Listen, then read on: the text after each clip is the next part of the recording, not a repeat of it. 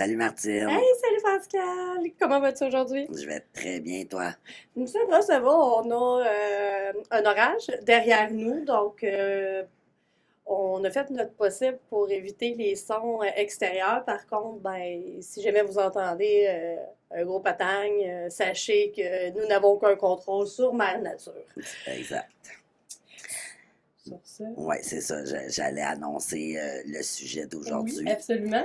Donc, aujourd'hui, on va parler de contrôle coercitif. Je vais donner une brève définition de qu'est-ce que cette bébite-là. Oui, Puis par la suite, je vais te laisser y aller avec des détails supplémentaires, mais très importants évidemment. absolument. Donc, la coercition en tant que telle, c'est l'utilisation de la force ou la menace d'utiliser la force. Mhm. En bref, c'est ça.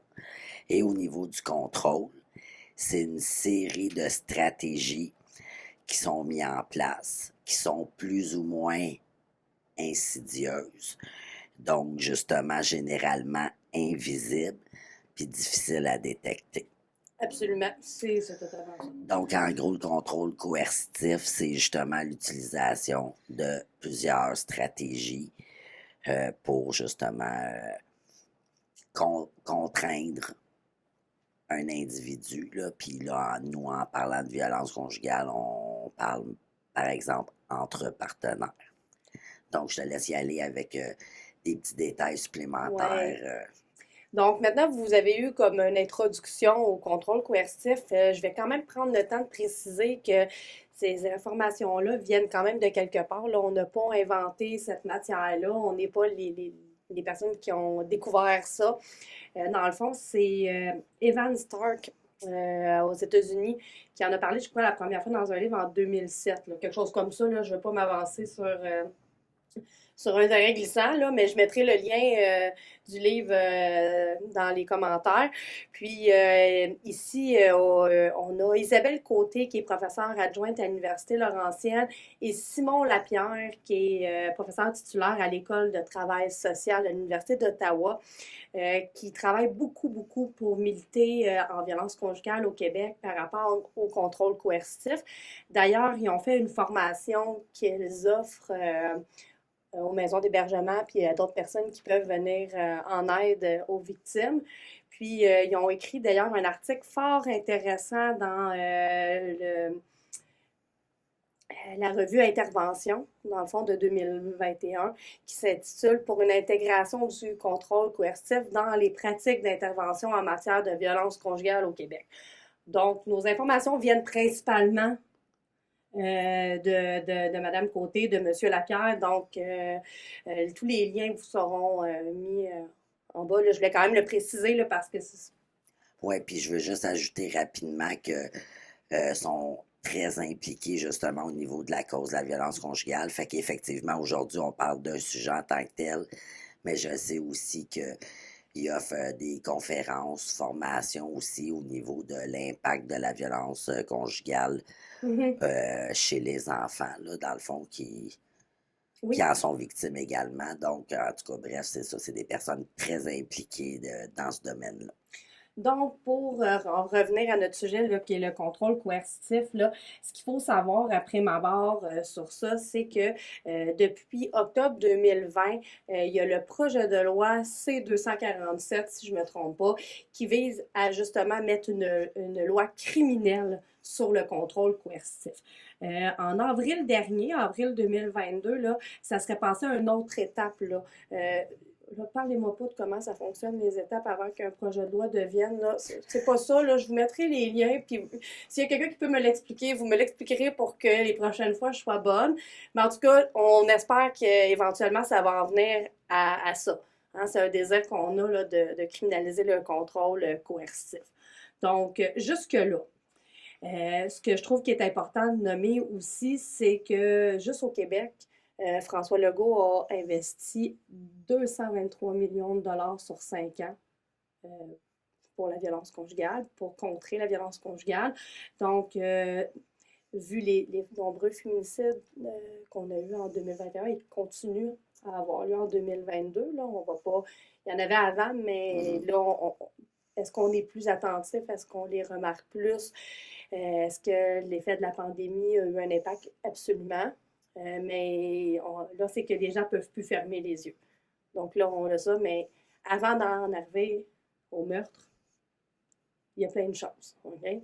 Puis, contrairement à la croyance populaire qui veut que la violence conjugale, ça soit une violence qui est physique, bien, ce n'est pas le cas.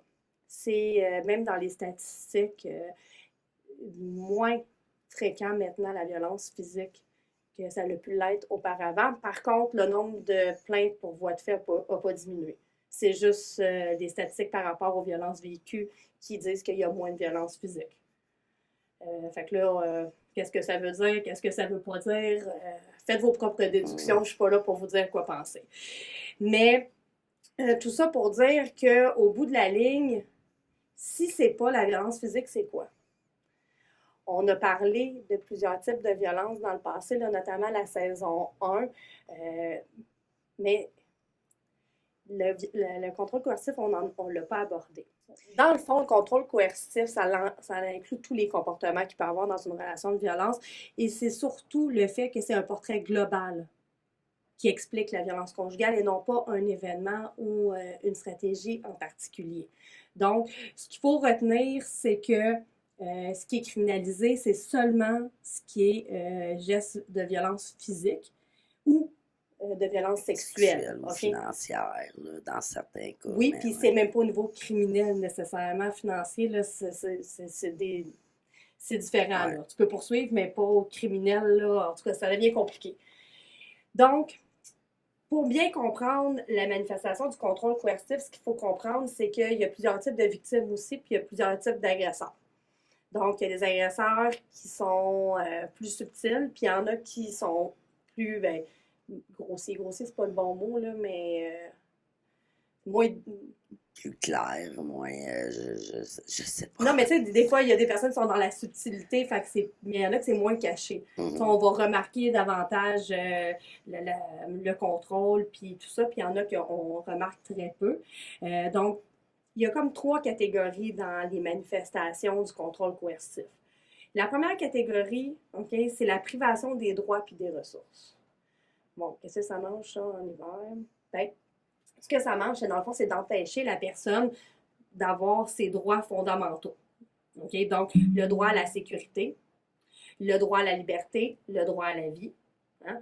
Parce que si on parle qu'on va jusqu'à un féminicide, ben, on vient de priver la personne de son droit à la Mhm. vie. Puis après ça, bon, on a aussi de couper l'accès aux ressources à la personne, que ce soit des ressources financières, sociales, académiques. OK? C'est tous des droits. Donc, c'est la privation des droits fondamentaux, que ce soit par la Charte des droits ou québécoise, canadienne, peu importe, ou celle. Ouais, puis on pourrait même rentrer la liberté d'expression parce que si elle ose parler. Exactement. Donc, on est vraiment dans la privation des droits fondamentaux. Après ça, on a la deuxième catégorie qui est vraiment la surveillance et la micro-régulation du quotidien. Ça, là, ça, c'est commun, mais vraiment beaucoup, beaucoup, beaucoup. Puis, tu sais, je pense que c'est important qu'on en parle. C'est toutes les règles générales imposées, les règles spécifiques imposées, les règles implicites, mon Dieu, implicites, c'était facile à dire, ça. Puis les règles qui sont découvertes juste une fois qu'elles ont été enfreintes. Donc, pour les règles générales, on parle de règles que la personne est au courant. Tu sais, je veux dire, dans un couple, il pourrait avoir des règles, là, Mhm. à la base, là, tu sais, genre, on se trompe pas. C'est une règle, puis si on se trompe, on se le dit. Hein? Ça se pourrait qu'il y ait cette règle-là dans la mesure de, genre, je te respecte, je vais te dire la vérité. Hein? Puis, ben, mais il peut y avoir des règles un peu plus loin dans des relations de violence où est-ce que on va mettre des règles générales comme on doit faire le souper à telle heure, les enfants doivent se coucher à telle heure, l'épicerie doit être faite tel jour. T'sais? Fait que là, on installe des règles. Prima abord, comme ça n'a pas l'air si complexe que ça, mais quand on les accumule, ça peut devenir lourd. Mhm. Il y a les règles spécifiques. Écoute, dans les règles spécifiques, on pourrait aller, tu dois porter des bas collants. Hein. Ça pourrait être dans le contrôle de l'habillement de la personne.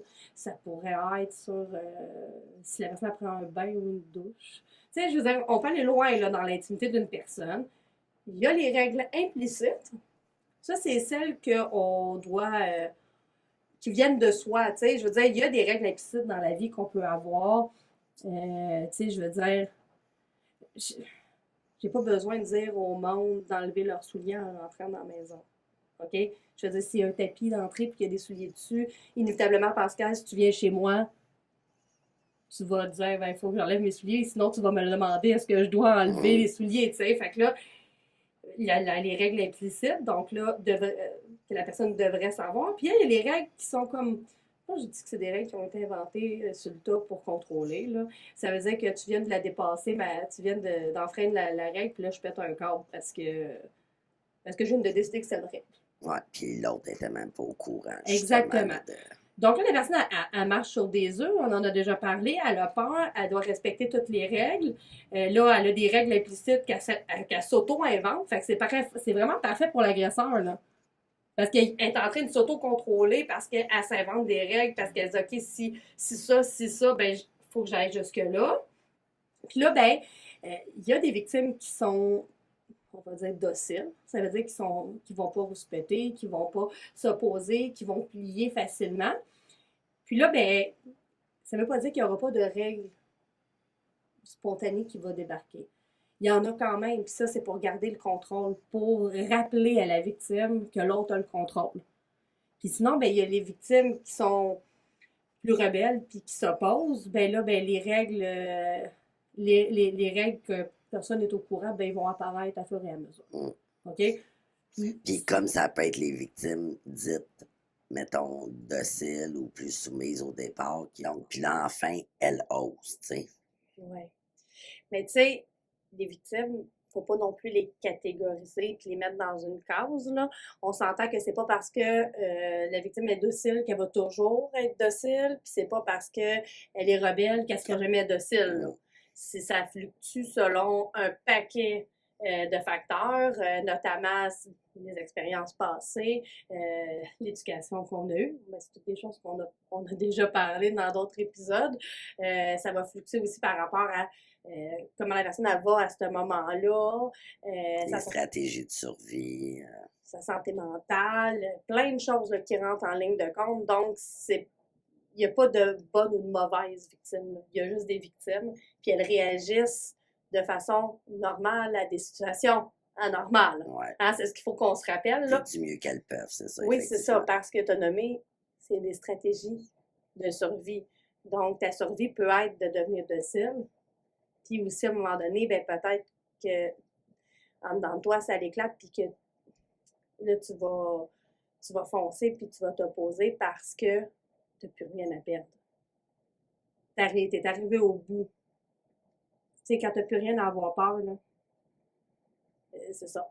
C'est ça. Il se passe des choses. Ouais. On va pas se le cacher. Donc, tu sais, puis j'aimerais qu'on revienne sur ce que tu as nommé tantôt au niveau de la coercition. On parlait d'utilisation de la force ou menace de le faire. Ben, tu sais, on se dit rendu là, ben, des menaces, ben, c'est criminel. Mais non, c'est ça, tu sais. Oui, effectivement, il y en a certaines, évidemment. Mais c'est parce que malheureusement, souvent les personnes qui agressent sont très au courant, puis font davantage des menaces subtiles, voilées, que justement la victime va très bien saisir le message sous-jacent, mais qu'aux yeux de la loi, c'est pas suffisamment concret pour qu'il y ait, par exemple, matière à arrestation. Donc, ça peut être je vais te mettre dehors, tu sais. Fait que la personne ne semble pas en danger ici maintenant, mais la femme, elle sait que, par exemple, c'est une relation de longue date. Sont pas mariés, sont uniquement conjoints de fait. Monsieur a exigé qu'elle ne puisse pas travailler à l'extérieur, qu'il était le seul revenu. Il l'a isolé, par exemple, de son réseau social depuis longtemps. Elle n'a pas de compte de banque. c'est ça, puis c'est ça, elle n'a pas comme la seule information en quelque sorte qu'elle reçoit, c'est ça vient de lui. Tous les éléments technologiques dans la maison, par exemple, peuvent être aussi un outil supplémentaire de surveillance là, de ses faits et gestes dans la maison. Juste avant que tu poursuives aussi, j'ai, j'ai référence présentement en tête le film, je ne sais pas si toi tu l'as vu, mais c'est un vieux film, là, ça date des années 80-90.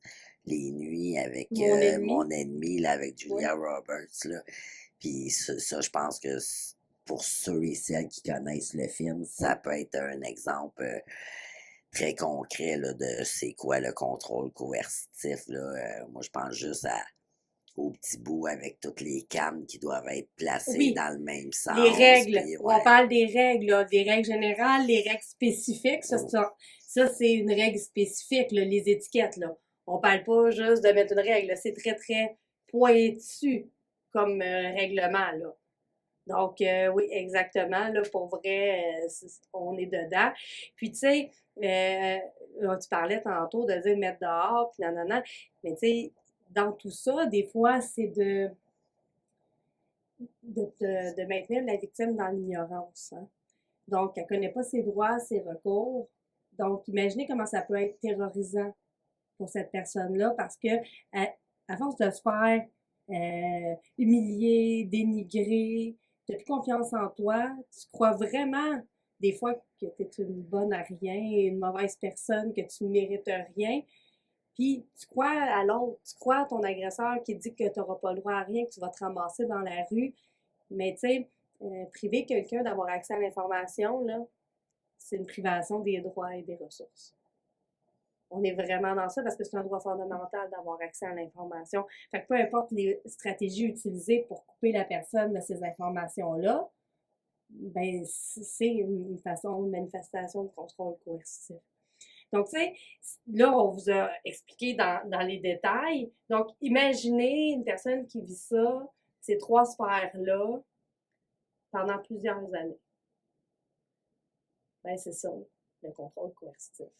Puis c'est ça qu'on voudrait éventuellement qu'il soit criminalisé parce que ça fait des ravages, là. Ça a des dégâts et des conséquences incroyables sur les victimes et sur les enfants. OK? Parce que il faut arrêter de penser que les enfants, on en a parlé dans les autres épisodes, que c'est pas grave, là. Non, non. OK? Et oui, ils s'adaptent, les enfants, là, mais ils ont des séquelles d'avoir vécu ça, là. Tu sais, des enfants qui ont peur d'aller dans la cuisine parce qu'ils n'avaient pas le droit de rentrer dans la pièce quand ils étaient jeunes, là. Mhm. Il y en a, là. OK? Fait qu'après ça, tu développes. Ouais, c'est ça. Ça va pas super bien en vieillissant, là. Tu sais, soit que tu essaies de trop bien faire, ou soit que. Tu sais, mais à un moment donné, il va falloir que tu règles ce que tu as vécu, là. C'est ça. C'est clair que ça a des répercussions. C'est pas sans dommage, loin de là. Fait que ça fait partie justement des revendications parce que ça laisse exactement les mêmes conséquences que, par exemple, de la violence physique là, sur du long terme. Fait que peu importe la forme de violence, avec la répétition, avec l'intensité, avec les émotions que ça amène, justement, j'ai peur, j'ai honte, je me sens coupable. Ben, c'est ça, ça amène exactement les mêmes conséquences, là. Fait que c'est peu banal, là. C'est peu banal, puis malheureusement, c'est souvent ça. Donc, tu sais, oui, on parle d'encourager les victimes à dénoncer, absolument. Mais quand il n'y a rien de criminel, ben, on peut bien dénoncer tant qu'on veut. Il n'y en a pas de conséquences. OK? Puis quand on considère aussi que les conséquences, mettons pour un voie de fait qui peut être un événement unique, ben, peut être considéré isolé par le juge. Ben là, écoute, on commence à revictimiser les victimes. Là. Hein? Donc là, vous pouvez faire référence à l'épisode de la semaine dernière. Je vous réexpliquerai pas ce que c'est, mais on est vraiment dans ça. Donc, qu'est-ce qu'on va faire en tant que société? Là? Elle est où notre position? Puis qu'est-ce qu'on décide de faire? Est-ce qu'on laisse aller les choses comme ça? C'est sûr qu'il y a l'enjeu de comment on fait pour prouver le contrôle coercitif.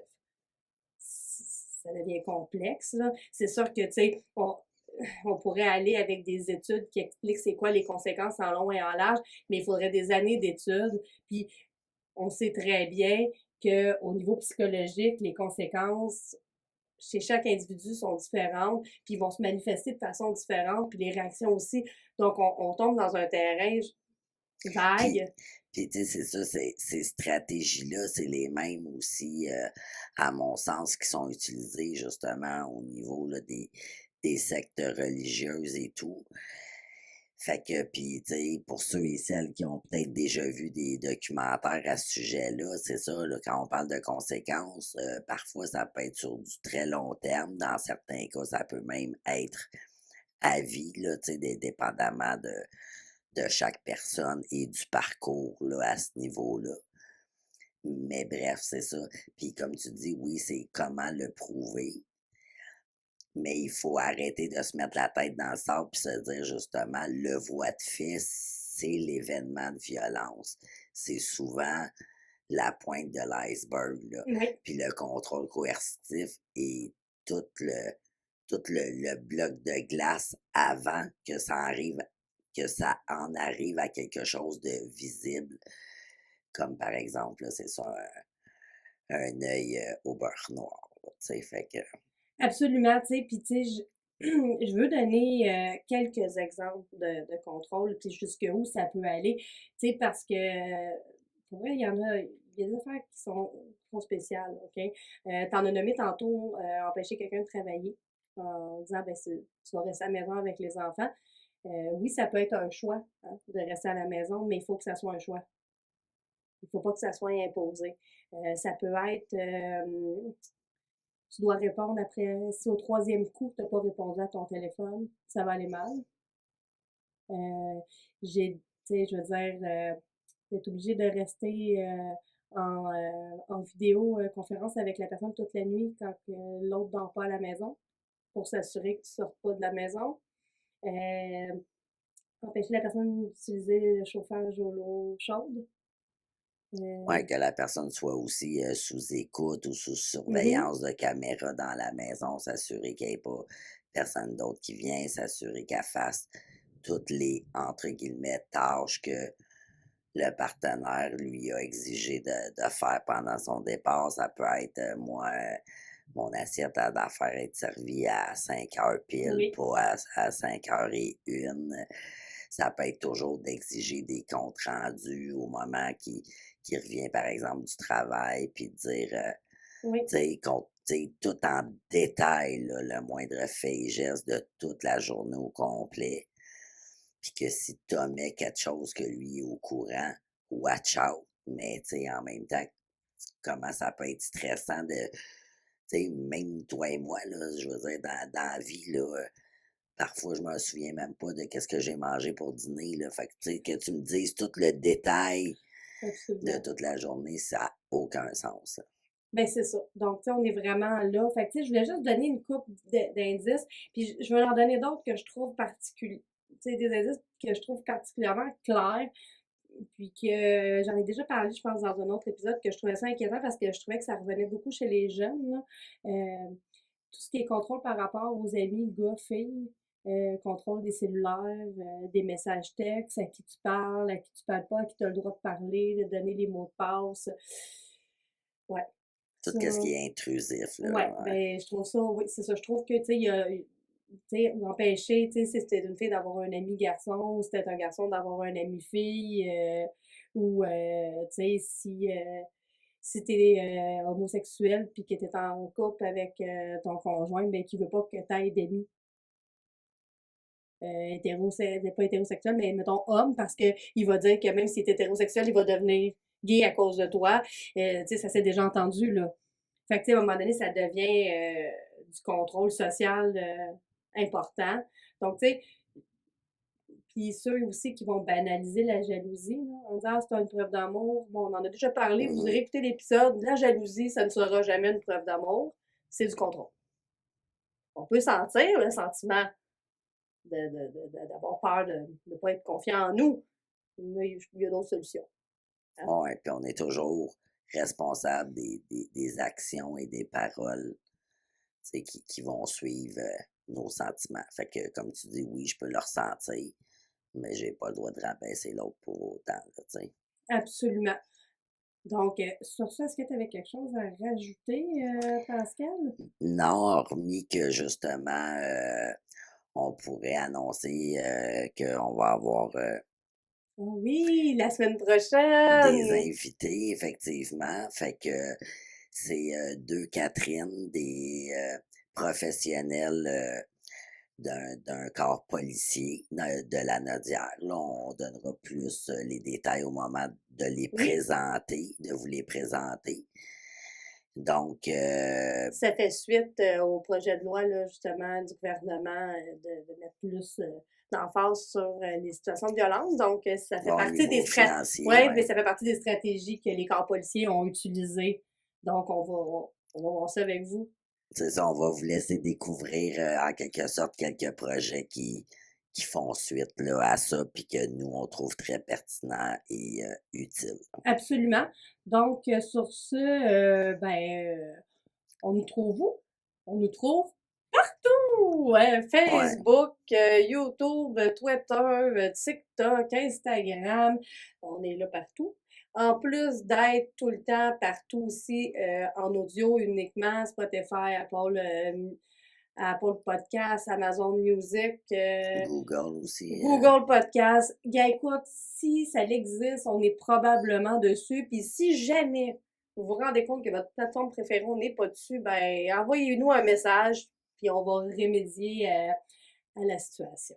Sur ce, Sur ce, ben, prenez soin de vous. à la semaine prochaine! Bye! Bye.